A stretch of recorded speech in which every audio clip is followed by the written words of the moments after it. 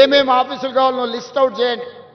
ఈ ప్రాంత ప్రజలకు అవసరమైన ఏమేమి కావాలనో అన్ని ఆలోచన చేయండి. వాటికి సంబంధించిన ప్రణాళికలు సిద్ధం చేస్తే డిసెంబర్ 9 తారీఖు లోపలనే మీకు అన్ని అనుమతులు ఇచ్చి నిధులు కేటాయించే బాధ్యత నాది. 2 నెలల్లో క్షేత్రస్థాయి పర్యటన చేసి అన్ని అంచనాలు తయారు చేయండి. ఆ అంచనాలకు అనుకూలంగా నిధులు డిసెంబర్ 9 తారీఖు లోపల మంజూరు చేసే బాధ్యత నేను తీసుకుంటా. కాలేరు వెంకటేష్ గారికి నేను సూచన చేస్తున్నా, రాజకీయాలకు అతీతంగా మీ నియోజకవర్గాన్ని అభివృద్ధి చేసుకోండి. నేను సహకరించడానికి సిద్ధంగా ఉన్నా. మీరు అడగకుండా, మీరు అంశాలను ప్రస్తావించకుండా, మీరు ప్రతిపాదనలు సిద్ధం చేసుకోకపోతే నేను సహాయం చేయాలన్నా కూడా నేను చెయ్యలేను. క్షేత్రస్థాయిలో మీరు సహకరిస్తే 100% అద్భుతాలు చేస్తాం. ఇక్కడ ఒక అతను కబ్జా పెట్టుకున్నాడు. అతని పేరు గురించి నేను చెప్పాల్సిన అవసరం లేదు. ఆకాశం నుంచి పూలు జల్లిన ఆనాటి నాయకుడికి కబ్జా పెట్టుకున్నాయని, ఆయన వెనకాల ఎవరున్నారో మీ అందరికీ తెలుసు. కానీ ఇవాళ లోకల్ ఎమ్మెల్యేగా మీరు సహకరించారు. వితిన్ 100 డేస్లో ఈరోజు బతుకమ్మకుంట నిజమైంది, కళల సాకారమైంది. మా విమలక్క చెప్తుంది, మా తండ్రి గారు ఇక్కడనే ఉండి మేము ఎన్నోసార్లు కొట్లాడినామన్నా, మా జన్మలో ఇది ఇట్లా చూస్తామని నేను అనుకోలే. అందుకే నేను జిల్లాల కార్యక్రమాన్ని కూడా రద్దు చేసుకొని ఇక్కడికి వచ్చినాను. మీరందరు స్థానిక ప్రజాప్రతినిధులు సహకరించినందుకే నేను ఇది చేయగలిగిన. నేను ఒక్కరిని చేసే పని కాదు ఇది. మీరందరూ సహకరిస్తే నేను నిర్ణయం తీసుకోగలుగుతా. నేను ఒక టీం లీడర్గా మిమ్మల్ని అందరినీ లీడ్ చేయగలుగుతా. ఒక విజన్ గల ప్రజాప్రతినిధిగా హైదరాబాదు నగరం అంతర్జాతీయ నగరంగా తీర్చిదిద్దుతా. అదే క్రమంలో పేదలకు ఎట్లా మేలు చేయాలో మీరు సూచనలు ఇవ్వండి. పేదలకు అన్యాయం చేసే పని ఏది చెయ్యను. మీరు గుర్తుపెట్టుకోండి, అక్కడ హైటెక్ సిటీ దగ్గర కన్వెన్షన్ కూలిందంటారు.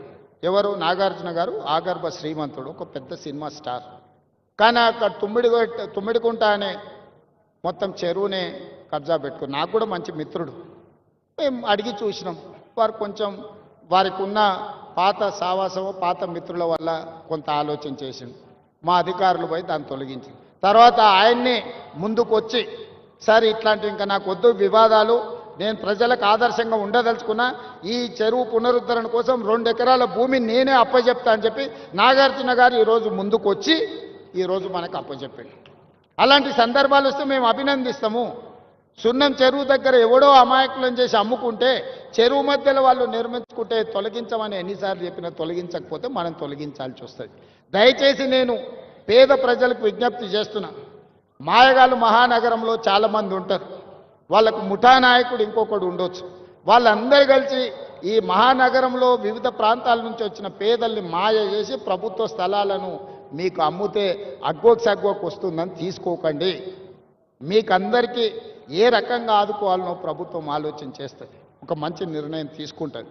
అందుకే మనస్ఫూర్తిగా దసరా పండుగ సందర్భంగా ఈ నగరవాసులందరూ మూసీ నది పునరుజ్జీవం కోసం సహకరించండి. మూసీ నది పరివాహక ప్రాంతంలో ఎవరెవరైతే నివాసం కోల్పోతుండ్రో వాళ్ళందరికీ శాశ్వత నివాసాన్ని ఏర్పాటు చేసే బాధ్యత తెలంగాణ రాష్ట్ర ప్రభుత్వం తీసుకుంటుంది. ఎవరిని నష్టపోనివ్వం, ఎవరిని కష్టపెట్టం. కష్టపెట్టడానికి ఈ ప్రభుత్వం లేదు. ఇది ప్రజా ప్రభుత్వం, ప్రజల కోసం ఎన్నుకున్న ప్రభుత్వం, ప్రజలే ఎన్నుకున్న ప్రభుత్వం, ప్రజలు నడుపుతున్న ప్రభుత్వం. ఈ ప్రభుత్వం పేదలకు అండగా నిలబడుతుందని తెలియజేస్తూ చివరగా కాలేరు వెంకటేష్ గారు ఒక ప్రతిపాదన తెచ్చారు. బతుకమ్మ కుంటకు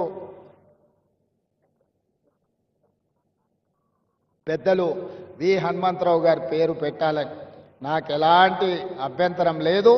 కాలేరు వెంకటేష్ గారి సూచన మేరకి బతుకమ్మ కుంటకు వి హనుమంతరావు గారి పేరును పెట్టడానికి అవసరమైన ప్రణాళికలు సిద్ధం చేయమని పొన్నం ప్రభాకర్ గారు చెప్తున్నా. వారు చెప్పబట్టే ప్రగతి భవన్కి జ్యోతిరావు పూలే పేరు మనం పెట్టుకోవడం జరిగింది. హనుమంతరావు గారి సూచన మేరకే పేదల ప్రజాభవన్గా మార్చి జ్యోతిరావు పూలే ప్రజాభవన్గా హనుమంతరావు గారి సూచన మేరకే నిర్ణయం తీసుకున్నాం. ఇవాళ 42% రిజర్వేషన్ల విషయంలో కూడా వారి సీనియర్ నాయకుడుగా మాకు సూచనలు సలహాలు ఇచ్చి ముందుకు నడిపించిండు.